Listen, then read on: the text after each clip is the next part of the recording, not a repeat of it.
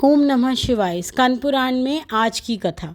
खडक तीर्थ की उत्पत्ति, पार्वती जी पर अरुणाचेश्वर महादेव की कृपा और उन पर भगवान शिव का वरदान। अब मार्कंडे जी बोले, भद्रकाली द्वारा महिषासुर के मारे जाने पर तपस्या में लगी हुई पार्वती जी ने क्या किया। नंदिकेश्वर ने कहा, दुर्गा देवी ने एक हाथ में दैत्य का मस्तक लिए दूसरे खगड़युग हाथ से गौरी देवी को प्रणाम किया। माँ ने इस पर उन्हें इस प्रकार कहा, तुमने अत्यंत दुष्कर्म पराक्रम किया है। तुम्हारे प्रभाव से मेरी तपस्या का विघ्न दूर हो गया है। तुम्हारा चरित्र संपूर्ण जगत में पवित्र है। तुमने अपने हाथ में जो महिषासुर का अपवित्र भयंकर मस्तक ले रखा है उसे त्याग दो और एक पाप नाशक तीर्थ उत्पन्न करो। गौरी देवी के यूं कहने पर पाप की आकांक्षा वाली दुर्गा देवी ने अपने तलवार से शिलाखंड को विदीर्ण किया। वह पत्थर पाताल तक छिद्रयुक्त हो गया। वहाँ से अत्यंत निर्मल परम पवित्र जल की ऊपर की ओर उठा उसकी उत्पत्ति हुई। उस पावन जल में दुर्गा देवी ने नमः शोणा दृन्याथाय इस उत्तम मंत्र का उच्चारण करके गोता लगाया।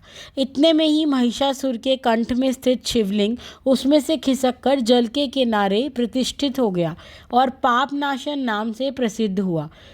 तीर्थ के जल से समस्त पाप धुल जाने पर दुर्गा देवी बाहर निकली। कार्तिक की पूर्णिमा को रात्रि में अरुणाचल के शिखर पर माता पार्वती को अपूर्व ज्योति दिखाई दी। वो ज्योति बिना तेल ईंधन रुई बिना बाती के जलते हुए उस महाप्रदीप को देखकर माँ को बड़ा विस्मय हुआ। अरुणाचल नाथ को प्रणाम करती हुई वे स्तुति करने लगी। मेरुगिरी पर निवास करने वाले आप कैलाशवासी भगवान शिव को नमस्कार है।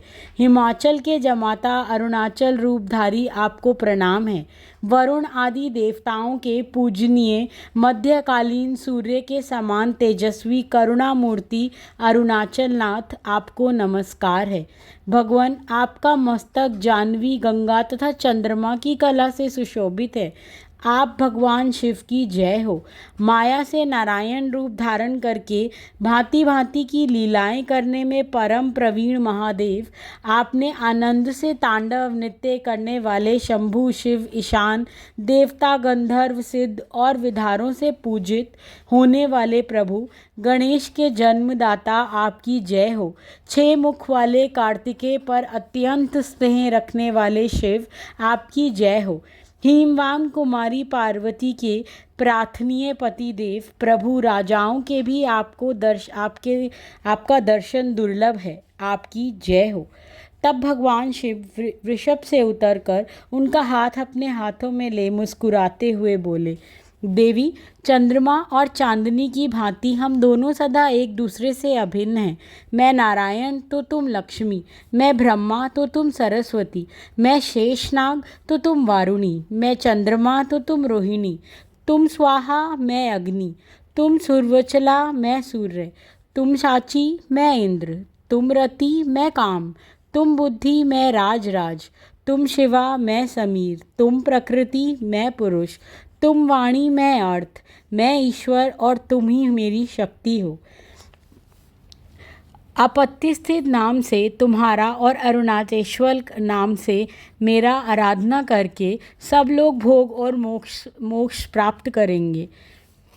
यह पवित्र खडक तीर्थ में एक ही बार गोता लगाने से मनुष्य के सब रोगों का नाश होने वाला है। सब पापों का नाश करने वाला तीर्थ है ये। गौतम मुनि तुम्हारे अत्यंत कृपा पात्र हैं। जब तक चंद्रमा और तारों की स्थिति रहे तब तक ये सब लोकों में अपनी तपस्या के अनुरूप फल प्राप्त करेंगे। करुणामयी अरुणा देवी के साथ अरुण नाम धारण करके इस अरुणाचल क्षेत्र में मैं निवास करूंगा। जो गिरिजानंदिनी पार्वती द्वारा अरुणाचेश्वर को प्रसन्न करके इस पावन प्रसंग को सुनता है, वह काम क्रोध आदि शत्रुओं का नाश करके स्वर्ग और मोक्ष को प्राप्त कर लेता है। आज की कथा का यही समापन करूंगी।